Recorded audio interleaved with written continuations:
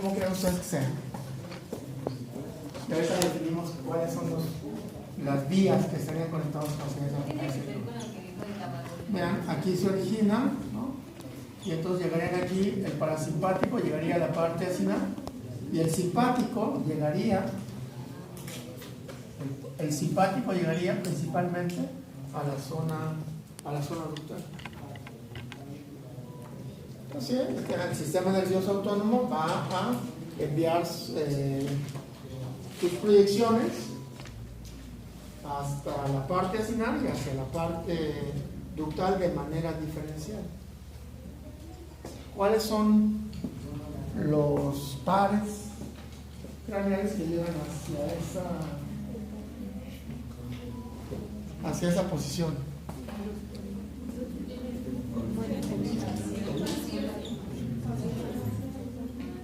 El 7 y el 9. Esos son los pares craneales que entran hacia esa posición. Como es una vía parasimpática, ¿cuál es el neurotransmisor que estarían, digamos, integrando en esta posición? Liberando. Entonces, estaríamos liberando aquí acetilcolina. En el caso del simpático, ¿cuáles serían? Primero, ¿cuáles son las vías o las áreas de donde surge la parte nerviosa que nos estimula esta posición? Sería T1 hasta T3.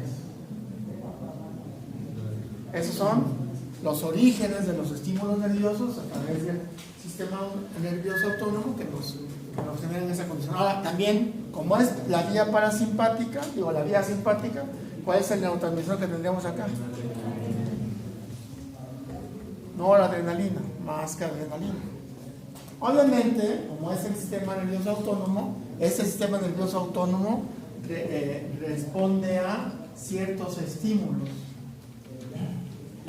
O sea, no es como que actúa, es autónomo, pero pues también puede reconocer ciertos estímulos, que además tampoco es como que se reconocen de la nada, se reconocen a partir del sistema nervioso central que manda proyecciones hacia el sistema nervioso autónomo y entonces permite la respuesta de la producción de saliva. Que ahora, la respuesta de la producción de saliva puede ser positiva o puede ser negativa a partir del sistema nervioso autónomo, claro. Pero se reconocen toda una serie de condiciones en el entorno, el sistema nervioso central, y manda proyecciones hacia el sistema autónomo para que no se responda de alguna manera de la producción de saliva, ¿no? Ahora, de manera sistemática, o de manera constitutiva, la producción de saliva depende principalmente de la vía parasimpática. Claro, hay factores que lo están permitiendo, por supuesto. Una de ellas, por ejemplo, que reconoce esta condición es el ciclo sueño vigilia, o sea, respondemos a un ciclo circadiano en términos de la producción de saliva. Durante el día salivamos, durante la noche no salivamos. Entonces, digamos que en ese sentido, la parte de luminosidad o la luz del día o las horas del día nos permiten llevar a cabo un estímulo positivo, pero la parte del sueño como tal genera un estímulo o desarrolla un estímulo negativo. ¿El sueño? No, es que la anatomía nos había dicho que es al revés. Pues entonces, ¿quién cuando duermes produces más saliva. ¿Cuándo? Cuando duermes produces más saliva. No, todo lo contrario. Porque si produjeras saliva, te ahogas. El reflejo de la devolución está disminuido. Pues si les dijeron eso, vayan y decir que no es cierto. Y ahora, si no me creen, que harían muy bien en no creerme. Si no me creen, que harían muy bien en no creerme, vayan a los libros. Y ahí van a salir de su duda con respecto a eso. Lo que yo les digo es que el sueño es un inhibidor de la secreción salival. Miren, tan sencillo como eso, pero búsquenlo de todas maneras. Cuando ustedes duermen, dejan de salivar porque no pueden deglutir. Aunque la deglución es un reflejo automático, no saliva.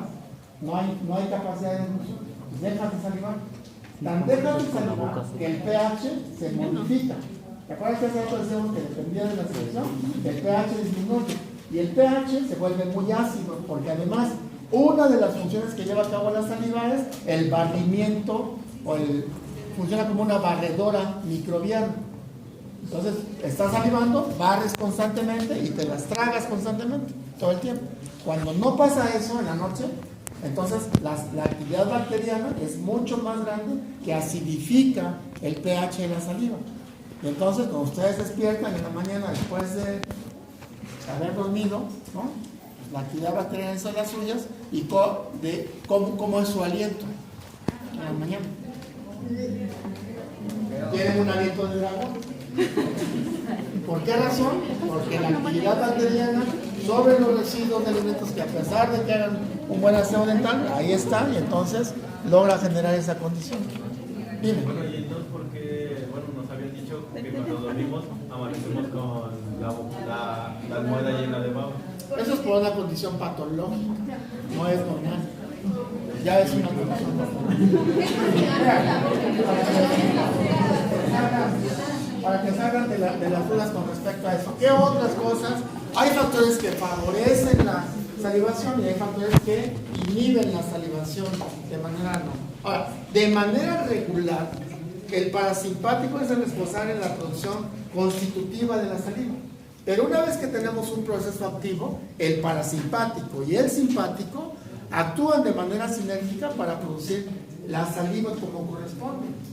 O sea, no actúan de manera independiente. De tal manera que, por ejemplo, estímulos, hace ratito acabamos de hacer un experimento con eso. Les dije, piensen en tal alimento, ¿no? Pensaron y salivaron. ¿Por qué razón? Porque la salivación es un reflejo condicionado. Ahora, si ustedes me van siguiendo con esta condición, el pensamiento como tal no surgió de la nada. Surgió a partir de un pensamiento de su memoria, del sistema nervioso central que guarda esa información sensitiva, valga la redundancia, y entonces respondieron y mandaron la información acá para que pudieran salivar. O sea, todo se origina en el sistema nervioso central. Obviamente manda señales a las vías correspondientes para desarrollar esa actividad. Entonces, el condicionamiento, el alimento como tal. De tal manera que, por ejemplo, en esa situación, poner solamente el alimento en la punta de su lengua ya causa salivación. Y es ahí donde yo les digo, depende también del tipo de alimento. Si es un alimento líquido, ¿necesitan salivar? ¿No? Si es un alimento sólido, ¿necesitan salivar? Sí. Y si es un alimento sólido y seco, más todavía. Y a ver si alguien lo sabe. Por ejemplo, cuando comen pinole. ¿Sí conocen el pinole? Sí. Es una harina de maíz muy seca. Es maíz tostado, azucarado, que está bien molidito y es un polvo muy fino. Y entonces, hasta les dicen, ¿no? A ver, come pinole, o chifla y come pinole, una cosa así. No se puede. No se puede. ¿Por qué razón? Porque ahí tenemos que producir una gran cantidad de saliva para poder digerir para poder procesar ese alimento de entrada. Entonces, el tipo de alimento, el tipo de alimento tiene mucho que ver con la producción de saliva, o sea, se hace de manera diferencial. Depende de las necesidades. Digamos que todo eso que les estoy planteando es en términos de darle importancia a cada secreción. Pareciera como si la saliva estuviera ahí, como que de gratis, ¿no? O sea, no, tiene una función. Y ahorita, más adelante, vamos a ver algunas de las consecuencias de no tener saliva. La náusea, que es un reflejo donde se activa en un centro del vómito. No, tiene que ver aquí, digamos, son dos cosas diferentes, la náusea como tal y el vómito como tal. Entonces, el reflejo de la náusea es como que generar el arco y como que vas a vomitar, y entonces lo primerito que pasa ahí es que la saliva empieza a producirse de manera importante. ¿Por qué razón? Porque su organismo dice, vas a recibir una gran cantidad de ácido, prepárate para ello. Entonces la salivación, cuando tiene un flujo importante, modifica su composición iónica, modifica el pH, que ahorita lo vamos a revisar. Entonces lo prepara para esa condición. Y si es vómito, no, mucho más todavía. producen muchísima más saliva cuando ya es un vómito descarado. Incluso se les llega a caer la saliva cuando van a vomitar. Es lo primero que sale incluso. Entonces no es lo mismo, ¿no? Pero se parece mucho. Entonces entre la náusea y el vómito también son estímulos muy poderosos para la producción de saliva. ¿Qué más? El olfato. Que ahí yo no solamente agregaría el olfato como tal, que no es parte de un condicionamiento, ¿no? Sino como parte de los sentidos de recibir el alimento. El olfato, la vista, el gusto, el tacto, todos los sentidos participan para que haya un estímulo que se reconoce y entonces envía para producir saliva. No se piensen ustedes, de repente tienen un alimento que les gusta mucho en las manos, como no sé, una fruta o un pan o lo que sea, y entonces desde que lo están viendo, sintiendo, percibiendo, o desde ahí ya empiezan a salivar, por ejemplo, que no precisamente es un reflejo condicionado. El reflejo condicionado ese reflejo de condicionamiento responde al experimento que hizo Pablo con el perro. ¿Se acuerdan de ese experimento, no? Que le tocaba una campanita, le ponía alimento y el perro iba y comía. Y entonces, después de cierto tiempo, tocaba la campanita. Bueno, cuando iba a comer el perro, salivaba. Pues tocaba la campanita, ponía alimento, el perro salivaba y iba a comer. Porque sabía que era señal de que ya le Sabía que era una señal condicionada para que fuera a comer. Entonces, después de un tiempo de hacer todo ese procedimiento muchas veces, entonces tocaba la campanita, no le ponía alimento y el perro salivaba, como un reflejo condicionado. Seguramente algunos de ustedes están así también, ¿no? Cuando su mamá toca la cacerola o les grita, ya vénganse a comer, que es un reflejo condicionado, pues tienen a salivar, ¿no? Que van a comer, están preparando para comer. Pues yo les decía que incluso, por ejemplo, para la incorporación del alimento, ¿no? La salivación como tal, no es, digamos, no empieza cuando el alimento está en la boca, sino empieza un poquito antes. La secreción salival como tal responde a estímulos que se reconocen en el sistema nervioso central, ¿no? Para empezar a salivar, para prepararse a la incorporación del alimento a la boca, por supuesto. Ahora, ¿qué factores lo van a inhibir? Deshidratación, ¿no? Cuando por alguna razón pierden un gran contenido de agua, la saliva se hace muy densa, es una de las características. En el temor y en el sueño. Pero no me crean.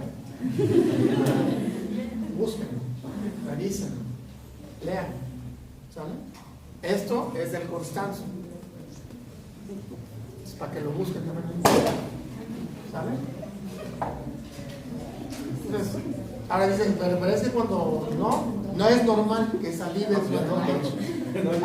Normalmente se atribuye la salivación excesiva en la noche a un problema de parásitos intestinales.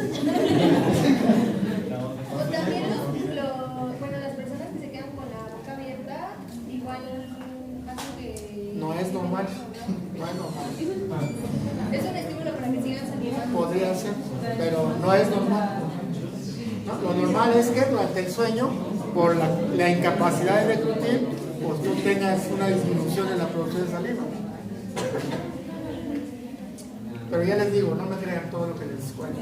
Ahora, una vez que otro efecto que puede tener, digamos, una influencia sobre la secreción salival también es un efecto hormonal. O sea, la vía nerviosa que regula, ¿no? Por una cuestión positiva o negativa, esta condición, también está la vía hormonal. ¿Qué podría afectar esta condición? Dos hormonas, la aldosterona y la antidiurética. Se menciona en ese sentido que las hormonas, tanto la aldosterona como la antidiurética, lo que actúan a nivel ductal. ¿Qué es lo que hacen? Bueno, la aldosterona genera una respuesta para incrementar la resorción de sodio, y junto con el sodio recuperas moléculas de agua. Y la antidiurética lo que hace es generar la producción de moléculas que se llaman acuaporinas y entonces permite la reincorporación de agua. Esto podría ocurrir cuando hay un proceso de deshidratación. Cuando hay un proceso de deshidratación. ¿Mándalo? ¿La lutera para qué? Para recuperar sodio. En esta parte sí, el principal efecto de la aldosterona en la región ductal para esta condición sería recuperar sodio. Y si recuperas sodio, recuperas agua por diferencia en la presión osmótica. Sí, claro, regularmente esto ocurre cuando bajas tu nivel de sodio o bajas tu nivel de agua, para que actúen estas dos. Además actúan de manera similar. A ver, ¿lo puede volver a La explicar? antidiurética lo que hace es producir acuaporinas y entonces pues, incrementas la permeabilidad del agua. Para que entre, ¿no? Claro, para que la recuperes.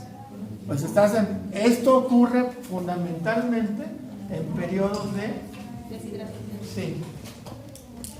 deshidratación o también lo podemos llamar en procesos de hipovolemia o una hiponatremia. Pues necesita recuperar volumen, necesita recuperar sodio o necesita recuperar agua y iones también, ¿no? En cualquiera de las tres condiciones es lo mismo. Necesita recuperar agua y iones. Entonces, digamos, son factores que están envueltos en la recuperación. Ahora, ¿cómo ocurre todo este proceso? De estimular la producción de agua a través de saliva, a través de estos mecanismos.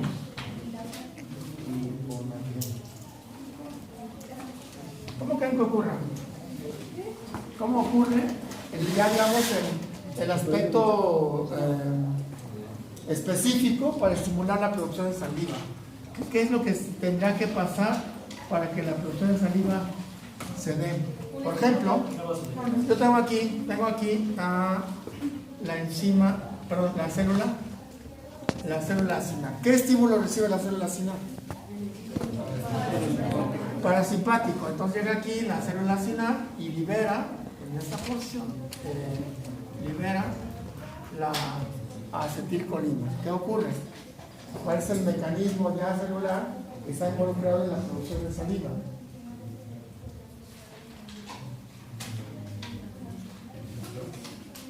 ¿Cuál? Lleva a cabo primero la filtración. No, esa es una sinapsis, ¿no? Entre la célula nerviosa y la membrana postsináptica. ¿Qué tiene que pasar aquí entonces? Bueno, entonces este receptor de acetilcolina, que lo vimos en su curso de fisiología de primer semestre, que nos tardamos un buen rato ahí, genera una respuesta de señalización intracelular. ¿Cuál es? La acetilcolina, acuérdense, tiene dos tipos de receptores. ¿Cuáles son? Que no los vieron en Pharma, también los vieron en Pharma. Y después de esto los van a tener que ver todo el tiempo. Fisiología, farmacología y en todos los cursos hasta noveno semestre. ¿Cuáles? Los tienen los nicotínicos. ¿Y cuáles otros? Muscarínicos. Los nicotínicos tienen varias isoformas también, no me interesan en este momento, pero digamos que de manera general son considerados como ionotrópicos. ¿Qué significa eso? Que una vez que llega, aquí está la membrana, aquí está el receptor ionotrópico, llega el ligando, entonces se abre para permitir el ingreso de iones. Ese es un ionotrópico. Pero la otra posibilidad es que este tenga receptores muscarínicos. Y hay también varias isoformas. Y la isoforma es importante porque de eso depende la respuesta celular. O sea, no todos responden de la misma manera. Hay inhibitorios y hay excitatorios. Entonces hay muscarínicos excitatorios y hay muscarínicos inhibitorios. Los podemos ubicar así, de manera general. ¿Cuáles son los excitatorios? Luis, ¿cuáles son, Luis? Podría ser un cambio de. No. El tipo muscarínico excitatorio, ¿cuáles son?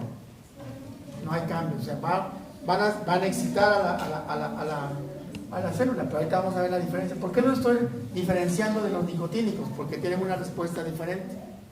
Entonces, los muscarínicos que son excitatorios, ¿cuáles serían? ¿No se acuerdan? 1, M3 y M5. Esos son los muscarínicos excitatorios. Ahorita vamos a ver cómo es que generan su respuesta celular. ¿Y los inhibidores cuáles serían? M2 y M4. Hay más, pero esos son los más abundantes. Los excitatorios, inhibitorios. Muy bien, llega acá entonces la acetilcolina y reconoce un tipo de receptor muscarínico. No es nicotínico, por eso es que no le hago caso a los nicotínicos ahorita. Llega acá y activa a un receptor muscarínico en la célula sináptica. ¿Qué hace ese receptor muscarínico? Bueno, estos receptores muscarínicos de manera general se conocen como receptores metabotrópicos. Ahora sí. Osmara, ¿qué es un receptor metabotrópico? ¿Es qué? Un receptor metabotrópico. Supongo que es un lugar. No lo supongas, ya lo debes saber de tu curso de fisiología. Que nos tardamos ahí un chorro de tiempo escribiendo todo eso. ¿Sí? ¿Qué es un receptor metabotrópico? ¿Ven por qué les digo que es importante que pongan atención en sus clases de básicas, particularmente en bioquímica, fisiología y farma? Porque eso no van a ver todo el tiempo. Dime. No, esos, digamos, esos son iones, ¿no? No. Cambian la potencial de membrana. Tampoco, esos son los que cambian el potencial de membrana. Los ionotrópicos, porque entran iones. ¿Qué hace un metabotrópico de manera general? Metabotrópicos, es una respuesta metabólica. ¿No? Como es una respuesta metabólica, activa lo que se conoce como señalización. A ver, le vas a decir por ahí ya la palabra correcta. Señalización celular. Ahora sí, dime. Las proteínas de membrana con las proteínas G. Claro, por supuesto, así es. Entonces quiere decir que estos receptores metabotrópicos siempre van a estar asociados a, bueno, generalmente a proteínas G. Y hay al menos, bueno, digamos las más recurrentes son 3 tipos de proteínas G. ¿Cuáles son esos tres tipos de proteína G? Alfa, Q y I. Los mecanismos son muy parecidos. La proteína G, que es un trímero, está asociada regularmente al receptor de membrana. Ese es el receptor. Esa es la proteína G. La proteína G tiene una subunidad beta, una gamma y una alfa. Y la alfa está pegada siempre a una proteína GDP, a una molécula de GDP. Es un nucleótido. Cuando llega el estímulo, ¿qué creen que va a pasar? Se separa y nos da por un lado el alfa, pero ahora se incorpora una molécula de GTP y sale la molécula de GDP, y por otro lado sale la subunidad beta, gamma. ¿No? ¿Y esto por qué nos importa? Porque esto va a activar a una serie de enzimas que causan la producción de segundos mensajeros, claro, por supuesto, dependiendo de qué enzima sea, ¿no? Ya vamos a revisar. Entonces, esta acetilcolina reconoce a cualquiera de estos 5 tipos. Puede ser esto o estos, y causan diferentes cosas, por supuesto. Si es el M1, M3 o M5, va a ser excitatorio, va a hacer que la célula trabaje más o trabaje en una dirección. si es M2 o M4, la célula trabaja en otra dirección, contraria a esta condición. Entonces, acá, en el tracto digestivo, yo se los adelanto, uno de los que va a estar todo el tiempo trabajando va a ser el M3. El M3. Perdón, les decía, les voy a completar esa historia acá en esta parte. Cuando se transforma en alfa GTP, ¿no? Esta subunidad alfa entonces puede tener tres posibilidades de respuesta. Alfa S, que va a ser una proteína estimulante, o va a estimular, por eso se llama alfa S, estimula, y lo que estimula es un incremento a nivel celular del AMP cíclico. Si es alfa I, lo que va a hacer es inhibir la producción de AMP cíclico, y si es alfa Q, va a generar la producción de IP3 y de acilglicerol. ¿Ya se están acordando? Ok. Entonces, esta, por ejemplo, esta proteína, este receptor de membrana, el M3, el muscarínico, tiene una subunidad alfa Q. ¿Qué significará eso?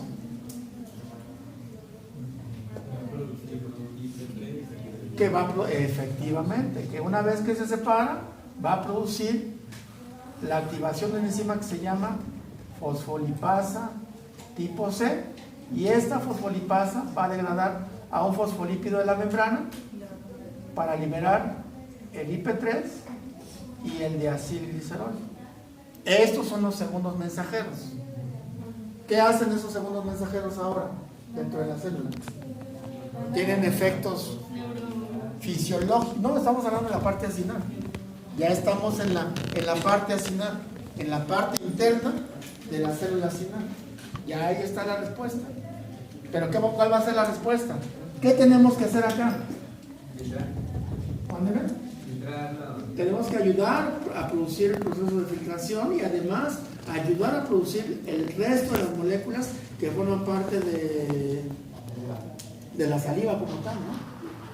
Entonces aquí generamos dentro de esa molécula, que les acabo de pasar una tablita bastante completa de dónde se producía cada tipo de molécula. Entonces en la parte acinar, aquí en la parte acinar, tiene que responder con la producción de moléculas diversas.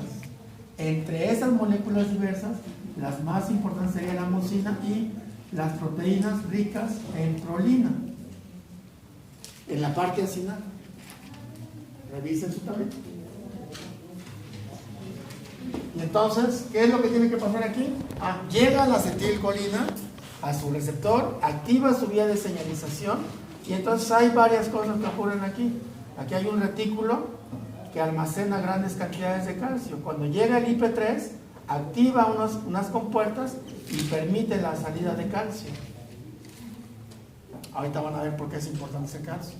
Y luego, este diacilglicerol activa a una proteína sinasa que se llama PKC, y esta PKC a su vez activa factores de transcripción y también favorece procesos de fosforilación.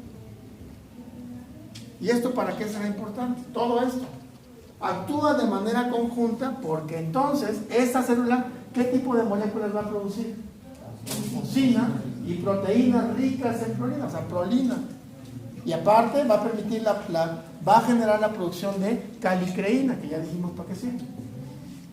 Entonces se monta toda una respuesta a nivel celular que permite, con todo esto, generar que las vesículas que contienen a estas proteínas puedan ser secretadas por un proceso de exocitosis. Y entonces todo el contenido vesicular de estas células va a ser enviado ¿hacia dónde? Hacia la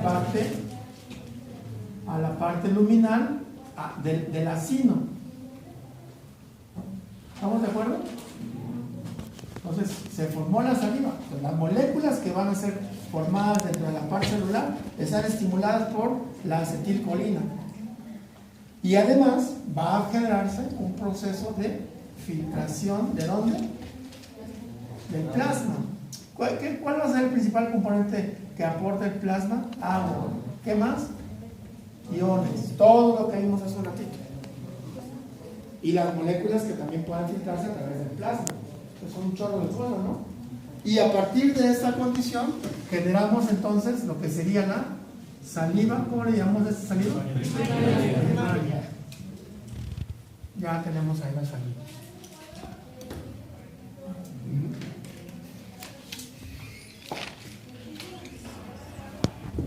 ¿Alguna pregunta acá? ¿Qué dijo?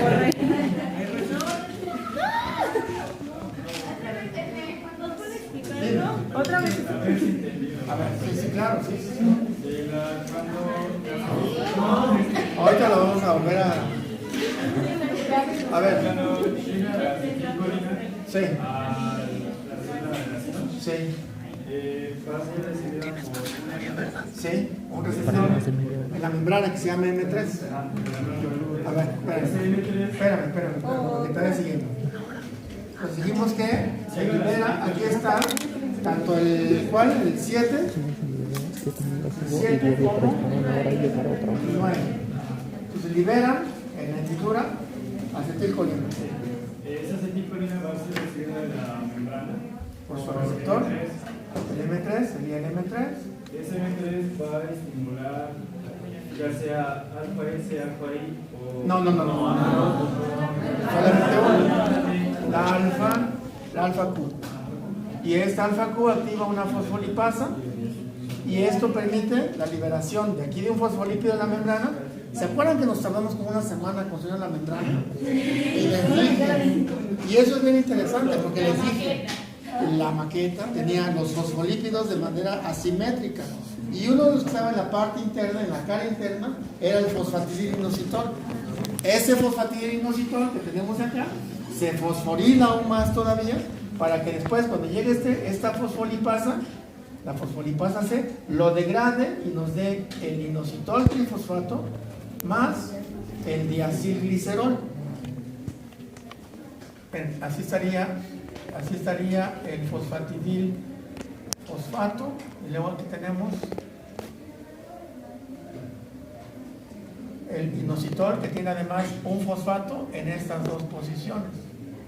Entonces cuando llega la enzima, donde corta esta enzima, la fosfolipasa C, aquí, fosfolipasa C, donde corta es en esta posición, ahí corta. Entonces, ¿qué tenemos? Por un lado, vean, de este lado que tenemos el diacilglicerol y esta molécula que es el inositol. ¿Cuántos fosfatos tiene? Entonces se llama inositol y fosfato. Ahora, estos a su vez son los segundos mensajeros que se generan, ¿no? Generan otra respuesta a nivel intracelular. ¿Cuál es esta respuesta? El IP3 va al retículo y favorece que el calcio que esté almacenado ahí salga aquí a la parte extracelular. ¿Qué más hace? Bueno, esta activa una proteína sinasa que se llama proteína sinasa C. ¿Qué hace la proteína sinasa C? ¿Va a fosforilar? Va a fosforilar. Y va a permitir la transcripción. Así es, fosforila y además activa factores de transcripción. ¿Para qué proteínas? Pues para las que necesitamos que se deben sintetizar, la mucina, que es una glucoproteína, o las proteínas ricas en prolina, entre otras moléculas que se deben sintetizar. Entonces ya las sintetizamos aquí, vean, entonces tenemos todo esto, ¿no? Hay vesículas que ya tienen almacenadas a estas proteínas, que están ahí almacenadas. Llega el estímulo y entonces incrementas el calcio, fosforilas la vesícula y metes las proteínas a la vesícula. Pues tienes todo listo, ¿para qué? Para que entonces venga un proceso de exocitosis y liberes todos estos elementos a la saliva primaria. ¿Con qué más elementos se va a juntar? Pues con la filtración plasmática, que lleva todo el contenido de agua y lleva todo el contenido electrolítico. Y ya tenemos a nuestra formato. Pero yo no sé por qué. Nunca me he puesto a pensar en por qué. Pero una vez que se forma la saliva primaria hay que modificarla. esta saliva, con respecto a la filtración plasmática, es una saliva isosmótica.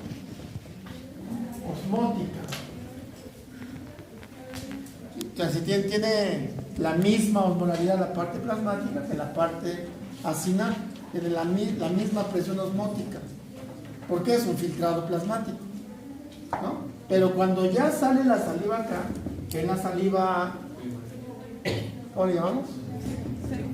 Secundaria. Esta es una saliva hipoosmolar, aunque depende también si está activa o está inactiva.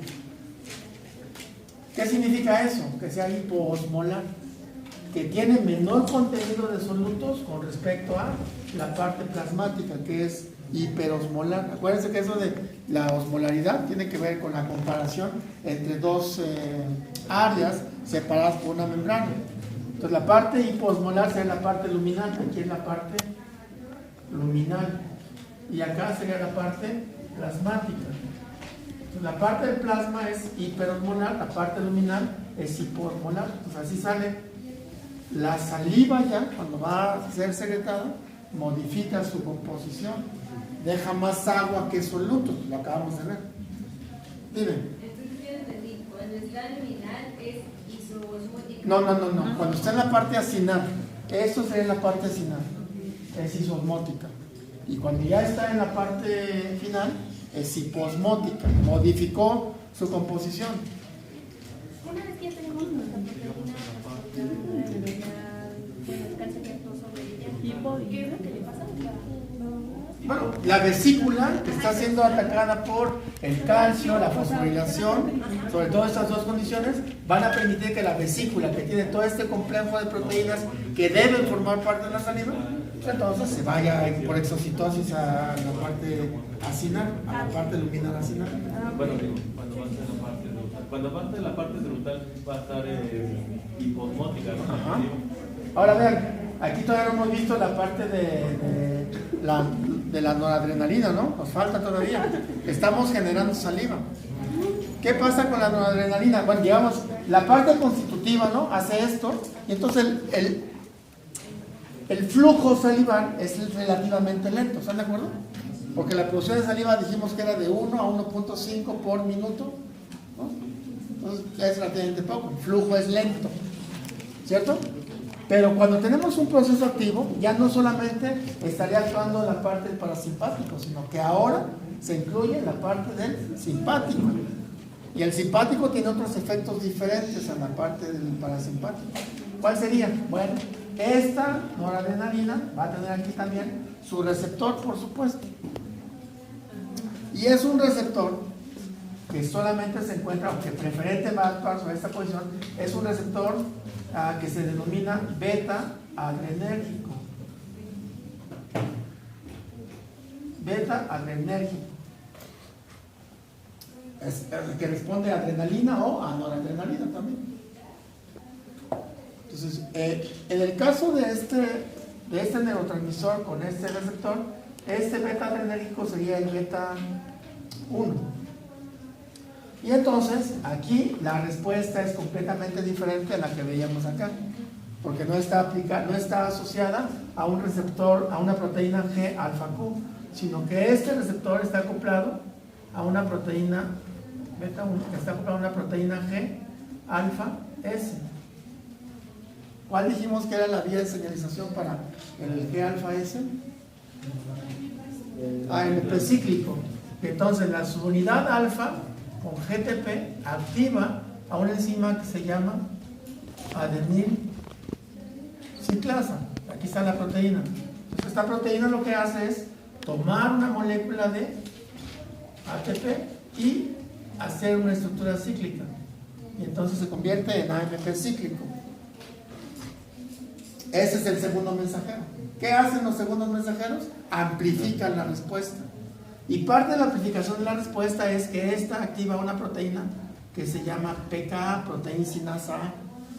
¿Qué hace la proteína quinasa A? En este caso, una de las principales cosas que va a hacer, además de favorecer la exocitosis, va a ser activar factores de transcripción. Factores de transcripción. ¿Para qué? Porque una de las principales cosas que ocurre a nivel de esta área es la producción de enzimas. ¿Se acuerdan que dijimos que la producción de saliva se modificaba dependiendo si era un proceso pasivo o activo? Si estamos en un proceso pasivo, solamente en la vía parasimpática estaría trabajando. Ya tenemos una producción de saliva pequeña. Pero cuando tenemos un proceso activo, le agregamos el efecto de la noradrenalina, de la vía simpática. Y entonces la saliva ya no tiene la misma composición. ¿Se acuerdan? Y cambia también la producción. ¿Quién empieza a producir más saliva? La parótida. La parótida. Y la parótida tiene un mayor efecto por la noradrenalina a nivel de la parte ductal. De tal manera que en la parte ductal lo que hace es producir enzimas. ¿Cuál enzima preferentemente? La alfa amilasa. Y entonces se dedica a producir esa condición. Modifica la estructura de la composición de la saliva. Hay más enzimas, entre otras, ¿no? ¿Todo esto por qué? Porque la vía de señalización es diferente, vean, ¿no? Tiene que ver con el AMP cíclico, que actúa la proteína sinasa A y que activa factores de transcripción. Entonces es un mecanismo completamente diferente. Modifica, por lo tanto, la composición de la saliva. ¿Sí les queda claro? ¿Ya se perdieron? No, profe, una duda. Entonces, cuando está en la parte laminar, ¿es hiposmótica? ¿Cuando está dónde? En la parte laminar, cuando va a salir... No. Eso ya es en la salida. Y en la parte laminar, entonces, ¿cómo sería? En la parte luminal, esa es la parte luminal. En la parte luminal va modificando su composición. Ah, ok. Por un lado, entran las enzimas, ¿no? Pero por otro lado, uno de los eventos más importantes es el intercambio iónico. A ver, se me van siguiendo. La saliva es isosmótica acá y aquí es hiposmótica. Modificó la composición de solutos. Los solutos que más se modifican van a ser los iones. Ok. De tal manera que de manera general, lo que podríamos decir en esta parte es que se reincorpora una gran cantidad de sodio y cloro y se secreta en cantidades variables, por supuesto, bicarbonato y potasio. De tal manera que podríamos decir entonces que la saliva, que es una solución hiposmótica, tiene mayor contenido de bicarbonato y potasio y menor contenido de sodio y de cloro. Eso es lo que podríamos decir al final. ¿Cómo ocurre ese procedimiento? Ahorita lo revisaremos. ¿Sale? Ya se me perdieron, así con cara de... ¿Cuál es la última parte? ¿La de la noradrenalina? A ver, entonces quedamos en que la saliva constitutiva, la que estamos produciendo de manera regular, está siendo estimulada por el parasimpático, ¿no? Y se produce generalmente a nivel asináptico. Aquí se produce la saliva. Y entonces igual, la saliva es isosmótica y tiene que quedar como una saliva hiposmótica. Para que esto ocurra, se da un intercambio iónico en la parte ductal. ¿Sí? Y es que, bueno, yo me confundí porque le puso luminar. Pero es el ducto. Bueno, todo esto, toda esta parte es un conducto, la parte ductal, y la parte interna de cualquier conducto le vamos a denominar parte luminal, la luz. Ajá. Pues ya. Entonces la saliva se produce así, isosmótica y hiposmótica. Pero cuando hay un proceso activo de secreción salival, además del parasimpático, tenemos la intervención del simpático a través de la noradrenalina. ¿Qué hace la noradrenalina? Llega a su receptor, que es un receptor beta, activa la adenilciclasa, produce AMP, activa factores de transcripción para sintetizar ¿qué tipo de moléculas? Enzimas, que es la parte serosa de la secreción parótida. que es la que más contribuye a la producción de saliva, que fue lo que dijimos hace un rato, que la producción de saliva, cuando es un proceso activo, se aumenta la producción en la parótida por la incorporación de este elemento. No, pero el simpático no sería más pasivo, porque ve que el parasimpático va a aumentar los niveles de saliva y el simpático va a disminuirlos. ¿Por qué? Es lo que hace rato dijo que nos engañaron. No me creas, vea los libros, ahí Es que eso dice- te convences de quién. Dice que en el de lucha y vida, que es el simpático, en lo de lucha y vida, que es el simpático, la saliva, las secreciones van a ser más viscosas, las secreciones van a ser menores. Y en el parasimpático, Revisan sus fuentes. Por eso, revisan tus fuentes, no me creas. ¿Qué dice que el simpático prepara para la unidad? y dice que va a dar menos y el parasimpático da más, porque hasta los doctores nos dicen, si te asustas, no tienes tanta secreción de saliva. Ah, bueno, porque a ver, espérate un tantito, hace rato les dije, el miedo es un factor inhibitorio, no solamente para el simpático, sino para el parasimpático también. Por eso deja de tener proceso de saliva. A ver, eso nos puede confundir, porque efectivamente en la mayoría de los casos, la respuesta fisiológica del simpático y parasimpático es antagónica, pero no es así en todos los casos. Pueden estar trabajando los dos como lo está diciendo Pues no me ahorita. hagas, pues digo, no me hagas caso, no me hagan caso, no me crean, vayan a los libros y revisen, y si me equivoqué en esto, vienen el lunes y me dicen, Marco, es más, me mandan un mensaje, me estuviste engañando todo el tiempo. No se casen con... A ver, espérense, a ver, la respuesta biológica no es simple. La respuesta biológica siempre tiene muchas excepciones. Entonces, sí, regularmente el simpático y el simpático y el parasimpático trabajan de manera antagónica, pero no en todos los casos. Eso les trae confusión. Pero no. Revisen. Es que nosotros estamos cambiando porque estamos diciendo si actúa el parasimpático no puede actuar el simpático y así, ¿no? No está mal. Bueno, revisen. No me crean. ¿Sale? Bueno, ahora entonces, cuando hay una secreción mayor de saliva, entonces las cosas cambian, se modifican de manera importante los flujos, el flujo a través de la parte luminal, y entonces el intercambio aquí también se va a modificar. La pregunta era, ¿cómo ocurren estos cambios iónicos? ¿Cómo ocurren estos cambios iónicos en la parte luminal que alteran en la composición de la saliva? Porque decíamos que al final la saliva es una secreción rica en bicarbonato y potasio, pobre en sodio y cloro. ¿Cómo ocurre ese intercambio? Ocurre porque en la membrana, en esta parte luminal, van a existir toda una serie de proteínas que funcionan como intercambiadores, ¿no? Que permiten ese flujo iónico. Para que eso ocurra, que de hecho eso nos va a servir para muchas otras cosas más adelante, necesitamos que actúe o que trabaje una bombita que es muy famosa en términos moleculares. Así es. Bomba sodio, potasio, ATPase. La bomba de sodio potasio, aquí tenemos que ponerle ADP más fosfato, porque tiene actividad ATPase. Entonces, ¿qué hace esta bomba? Intercambia electrolitos. ¿Cuántos de sodio y por cuántos de potasio? 3 por 2. De tal manera que entonces, si yo estoy sacando más sodio de acá, de la parte intracelular, ese sería el líquido intracelular, ¿cómo quedará el sodio cuando hago esta distribución de iones? ¿Adentro cómo estará? Disminuye, claro, entonces genera esta condición y acá aumenta, ¿no? El sodio.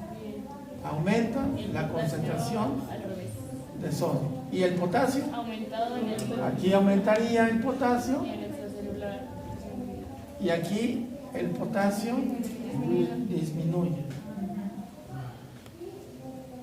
Ahora vean la simbología para que no para que no se confunda, ¿no? Significa disminuye la concentración de sodio intracelular. Eso es lo que significa todo eso. O aumenta la concentración de sodio en la parte extracelular. ¿Sí que era eso? Extracelular. LS. Líquido. Líquido intracelular. Y el otro es ¿Y abajo de ahí qué dice? Dice ADP más fosfato y no.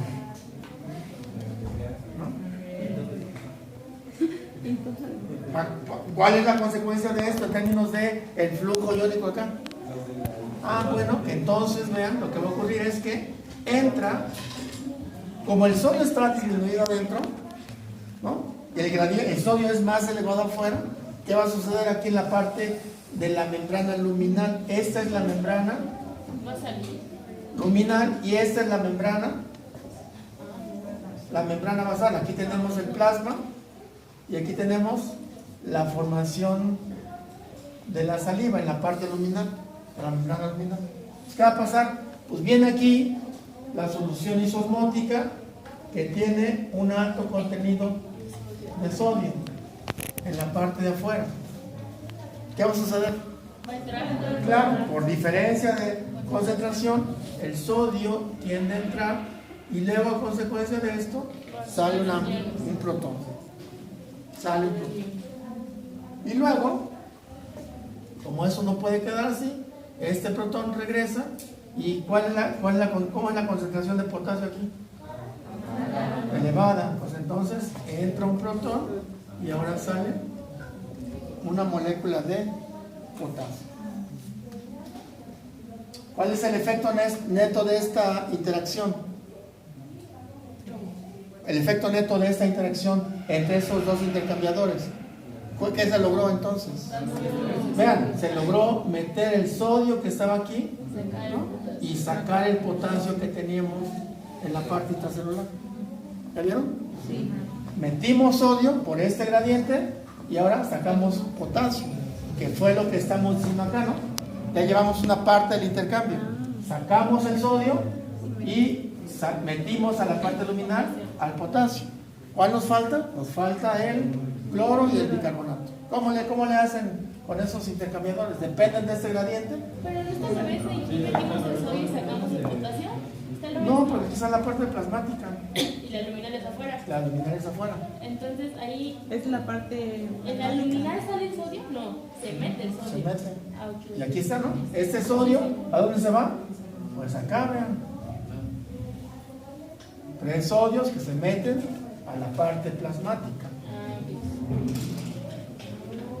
¿Y el potasio dónde se fue? A la luminal. Aquí está, vean. Se va a la luminal, Ah, sí, la luminal está. Ya. ¿verdad? O nos falta el caso del cloro y el bicarbonato, nada más.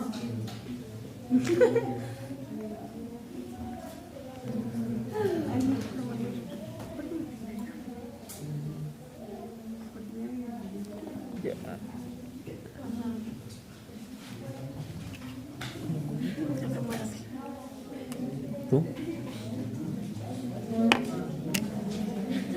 Ok, en el caso del cloro y el bicarbonato siguen un comportamiento un poquito diferente. ¿Por qué razón? Bueno, porque para que esto funcione, digamos que lo primero que ocurre, vean, se viene el sodio para acá, ¿verdad? A la parte plasmática. Y entonces este sodio aquí crea un gradiente positivo, ¿verdad? Entonces, acá va a haber un canal de cloro que permite la salida libre de cloro siguiendo este gradiente eléctrico, ¿no?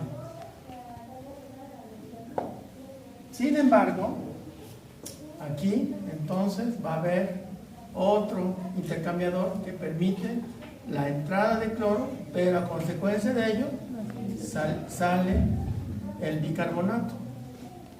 Pues metes el cloro que después se va en esta dirección, claro, hacia la parte plasmática.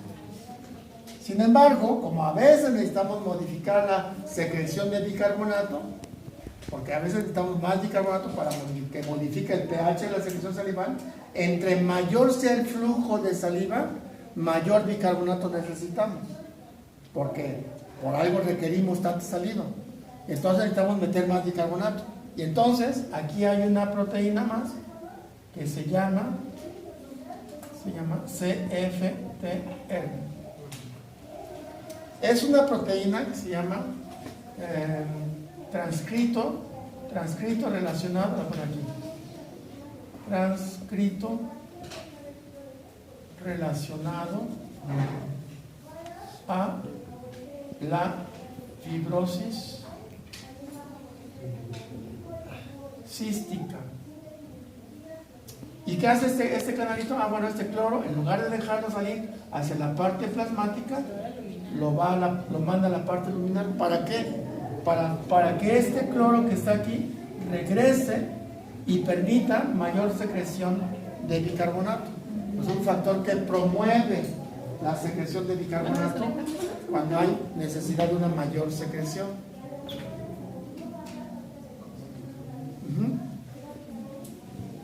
Ahora, este canal es muy importante, muy importante. De tal manera que si este canal falla, ¿qué creen que va a pasar con la secreción de bicarbonato? Va a disminuir la secreción de bicarbonato. Y entonces, pero entonces, ¿y eso qué? Pues afecta el valor de pH, por supuesto.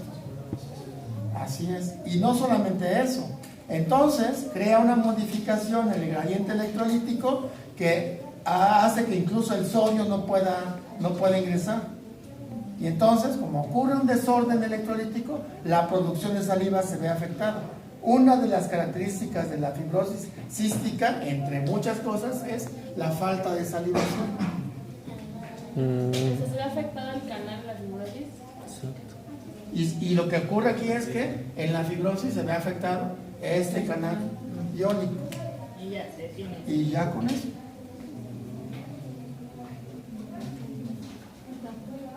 ¿Sale? Y no solamente afecta aquí, va a afectar otras áreas de secreción en el proceso digestivo que vamos a ver más adelante. O sea, es un canal que no le pierdan la vista ahí también. ¿Sale? ¿Qué se logra con esto? Con este intercambio iónico, ¿qué se logra? Pues hacer esto, ¿no? Meter sodio y cloro y sacar bicarbonato y potasio. Y a partir de este intercambio iónico logramos que la saliva sea una solución hipoosmótica. ¿Perdón? No. Hipoosmótica. ¿Qué se logra? Sacar a la parte plasmática sodio y cloro, meter a la parte luminal bicarbonato y potasio, sería eso, ¿no?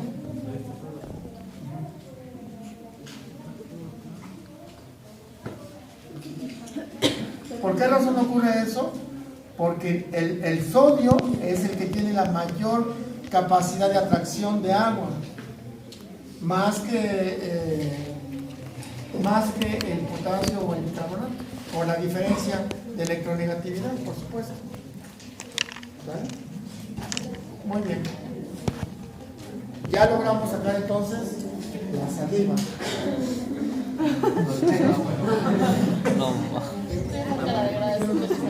¿No? De tal manera que uno de los componentes más importantes de la saliva en el proceso digestivo pues va a ser la alfa-amilasa. ¿Están de acuerdo?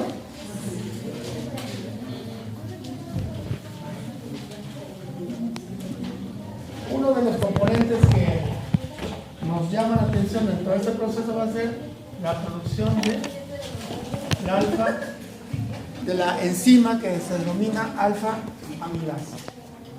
¿Qué hace la alfa-amilasa?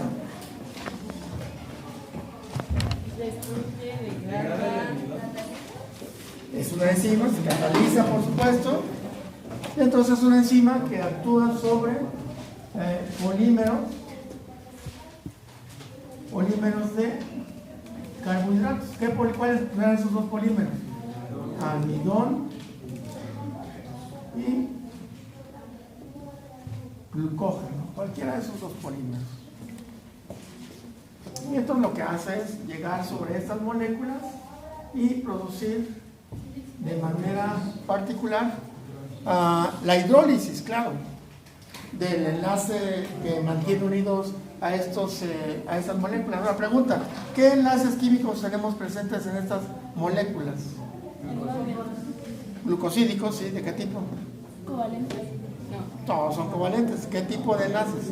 Acuérdense que la denominación de los enlaces químicos en carbohidratos considera la posición del OH que origina, ¿no?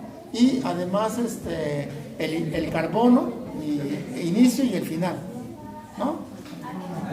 En estos tendríamos dos tipos de enlaces, el alfa 1, 4 y el alfa 1, 6.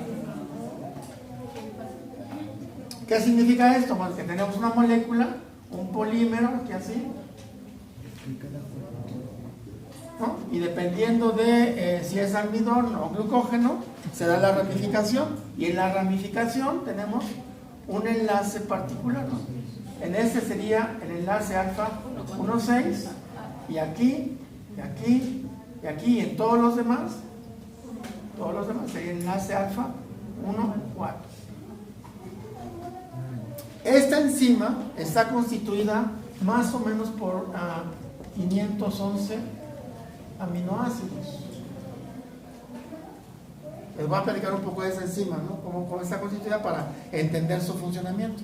Está constituida por 511 aminoácidos. Es una proteína que trabaja en un pH óptimo de 6.8, ¿no? Y que el sitio activo está formado por dos aminoácidos. Uno sería el aspartato y otro sería el glutamato. Pero hay diferencias en términos de la condición de esos aminoácidos. El aspartato sería el sitio que se conoce como sitio de ataque nucleofílico, y el glutamato sería el sitio donador de protones. Sitio de ataque nucleofílico, el aspartato, y el glutamato es el sitio donador de protones. Ahora, esta es una enzima de naturaleza globular y no genera productos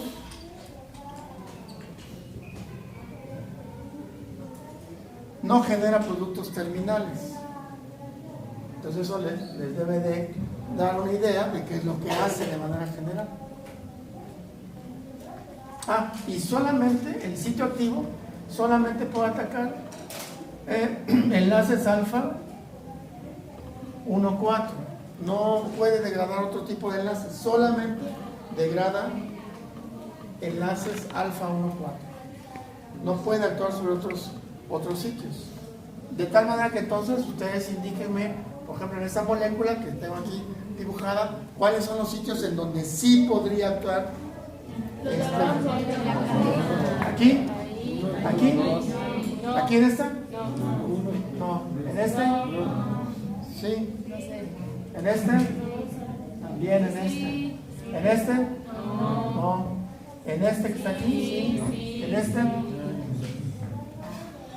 No genera productos terminales. Ya. ¿Y por qué la de Ese también no genera. 6, ¿no? Ese sí, pero este no. ¿Por qué? ¿Por qué no? Porque es enlace alfa 1,6.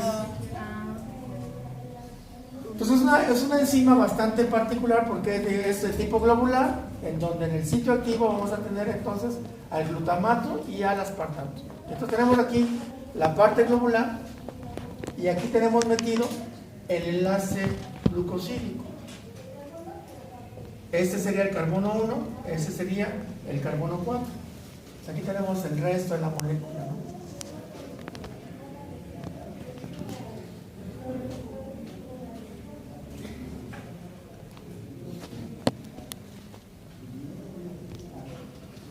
Y entonces aquí podríamos meter, bueno, de hecho se tienen que meter a más moléculas como parte de la estructura del polisacárido. Y estas moléculas adyacentes al sitio activo, ese sería el sitio activo.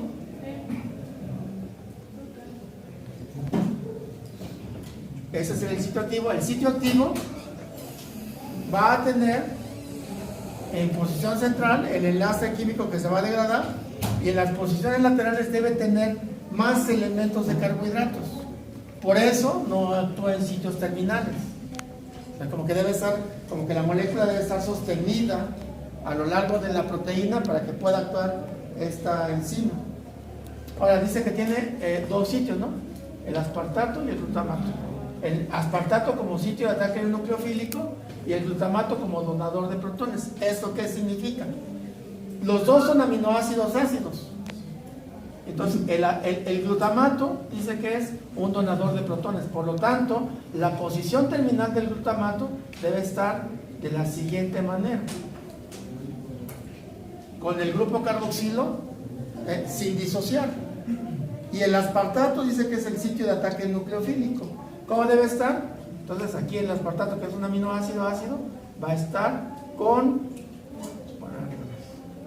debe estar con una carga negativa y con la doble ligadura al oxígeno en esta posición. Entonces, aquí tenemos el glutamato y aquí tendríamos al aspartato. Sí, así es. No, como aspartato. Ese como ácido glutámico. Así es. Y entonces, ¿qué hace la enzima? Pues corta el enlace alfa 1,4, nada más. No corta ningún otro enlace más. ¿Cómo le hacen? Con estos dos, con el sitio activo. Bueno, viene la molécula de agua. ¿Se acuerdan cómo es la molécula de agua? Aquí está y aquí está, ¿no? ¿Cierto? Entonces, lo primero que tiene que ocurrir es la hidrólisis del agua. ¿Qué ocurre en la hidrólisis del agua? ¿Qué significa hidrólisis? Rompimiento. Del agua, ¿no? Del agua. Entonces, lo primero que tiene que ocurrir aquí es que esta molécula se rompa. ¿Cómo le hace? Pues esta carga negativa atrae a este hidrógeno. ¿La vieron? La carga negativa del aspartato atrae a la carga positiva del delta positivo que tiene el hidrógeno, y entonces la rompe y nos genera un OH libre. ¿Ya vieron aquí?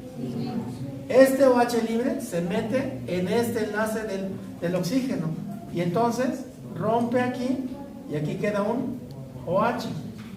Evidentemente que este oxígeno queda libre, ¿no? Y entonces el glutamato que tenemos acá, este hidrógeno que tenemos acá, lo cede, y ahora entonces el oxígeno queda con el OH y ya se rompió el enlace químico. Llegó la molécula de agua, ¿no? Déjame ponerla por este lado ahora.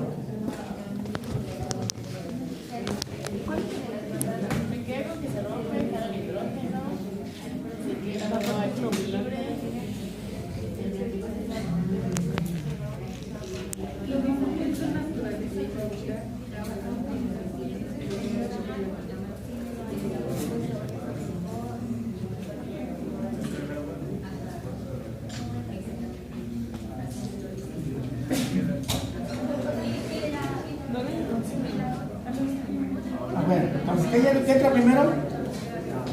¿Qué entra primero? Entra la molécula de agua. ¿Vale? Se rompe este aspartato, atrapa el hidrógeno. Queda un OH libre. Pues aquí podríamos un OH libre. Este OH, que tiene una carga, rompe este enlace químico y se agrega entonces a esta parte de la molécula. ¿Estamos de acuerdo? Sí. Y entonces este oxígeno queda libre, con un enlace libre, atrae a este hidrógeno que tenemos acá, y entonces cuando se unen forman entonces la molécula del OH en esta posición. ¿Sí me siguieron? Sí. De tal manera que entonces, como la enzima no debe sufrir ninguna modificación, ¿no? ¿Quién perdió el OH? El glutamato, ¿no? Estaría así, lo está perdiendo. Pero ¿quién ganó un OH? este hidrógeno que tenemos aquí, después lo cede a esta molécula y la enzima queda como si nada. Ya terminó su trabajo. ¿Pero qué fue lo que hizo? Rompió la molécula del agua para incorporarla en el enlace glucosídico. ¿Verdad? No está nada complicado. Aquí está el agua, otra vez el agua. El agua, este oxígeno ataca este hidrógeno, ¿verdad? Nos queda un OH. El OH se pega en el enlace glucosídico. Queda un oxígeno libre. Este oxígeno toma el hidrógeno del glutamato y se forma entonces el OH. Y el hidrógeno que tenemos en esta posición ahora se va hacia ¿dónde? Hacia esta posición. En el último paso, ¿no? Solo pasa con los alfa 1,4. Hay otras enzimas que van a hacer exactamente lo mismo con el agua, pero con otras características para atacar esos enlaces de manera particular, que vamos a ver un poquito más adelante. Entonces, pregunta, si yo tengo la alfa amilasa aquí trabajando sobre el almidón y el glucógeno, que son los polímeros sobre los que actúa, sobre estos, ¿cuáles son los productos resultantes de esa actividad enzimática? ¿Glucosa? ¿Glucosa tendría? No, no tengo glucosa. ¿Qué tendría? ¿Cuál? Dextrinas. ¿Cómo está constituida una dextrina? No te oigo. Pequeño, ¿no? Pues podríamos tener que una dextrina tendría desde por aquí, ¿no? Así y así, digamos, ¿no? Una dextrina es una molécula constituida entre 10 y 16 moléculas de glucosa que debe tener necesariamente enlaces alfa, pero alfa 1,4 y un enlace alfa 1,6 al menos. Esta es una molécula de dextrina. Nos puede generar a partir de esta, sí, nos puede generar ese producto. ¿Qué más nos puede dar? Profesor, ¿eso qué es? Es una dextrina. Pero ¿de dónde deriva? Del almidón del glucógeno. Que la amilasa no daba producto. No es un producto final, es una molécula grande todavía. Maltosa. ¿Cuál? ¿Cómo está formada la maltosa? Por dos, ¿no? Estos dos, si actúa aquí, nos da una maltosa. Entonces otro producto sería la maltosa. Y si actúa aquí, si actúa aquí, vean, ¿cuántas tienen? 3. Se parece a la maltosa, ¿no? ¿Cómo se llama? Maltotriosa.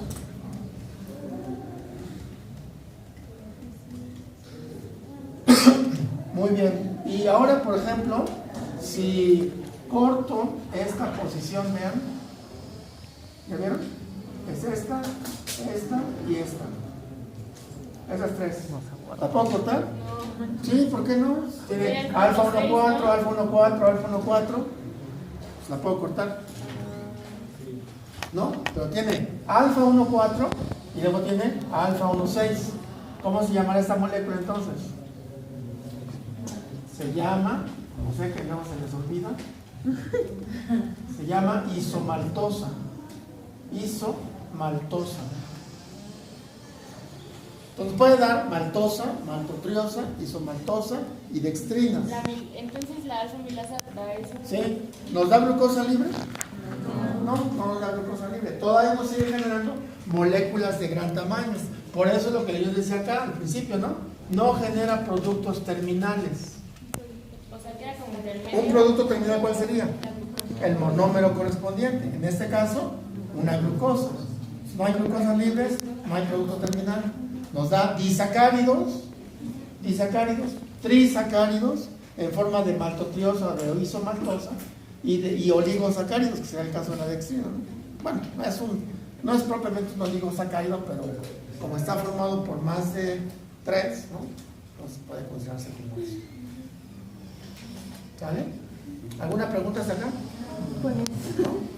Entonces la amilasa lo que hace es una enzima hidrolítica que utiliza una molécula de agua para romper un enlace de tipo glucosídico. ¿Qué enlace glucosídico? Solamente el enlace alfa 1,4. Solamente este enlace. No ataca el enlace alfa 1,6.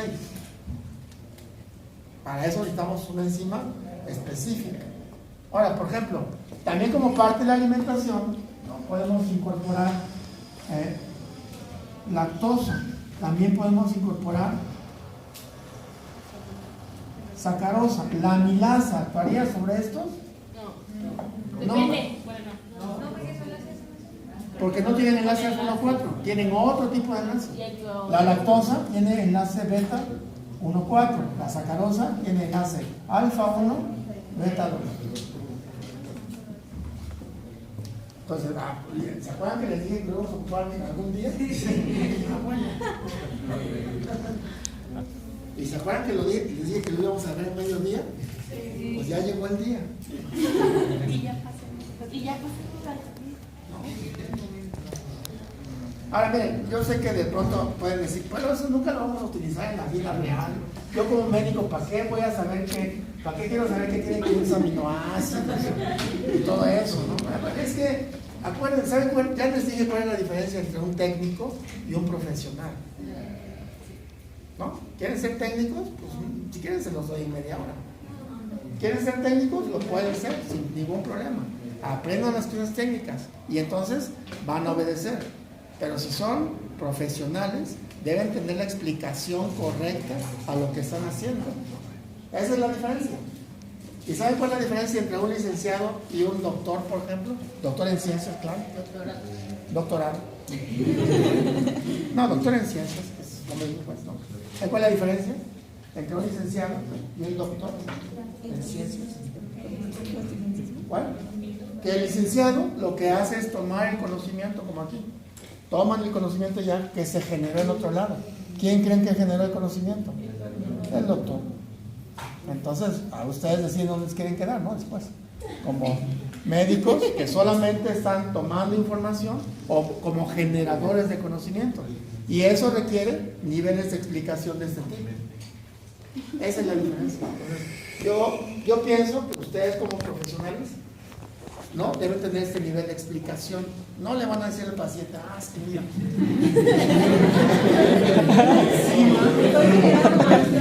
la enzima va a llegar acá, ¿no? Pero ya empiezan a entender muchos procesos, a aprender, y el aprender cambia su comportamiento. Entonces ya no es lo mismo, Acabo de terminar con los chicos de 9º semestre, que llevan neuro, ¿no? Entonces, la diferencia que veo de ellos con respecto, bueno, cuando yo los tomé en 4, además, casualmente tomamos clase aquí abajito, en el 2017 cuando fue el temblor con ellos, en gastro, estábamos tomando fisiología, y entonces ahorita los acabo de tomar en 9º, en neuro.